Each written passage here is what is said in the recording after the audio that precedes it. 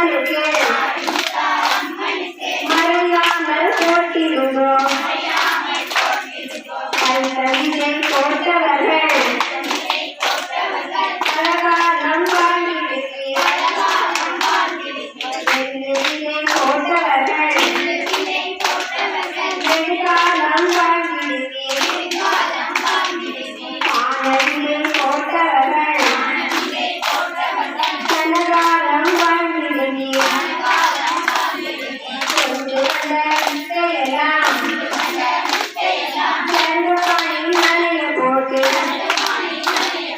சம்சாரி கொள்கிறது சம்பவச்சொலை வாரிக்கொண்டு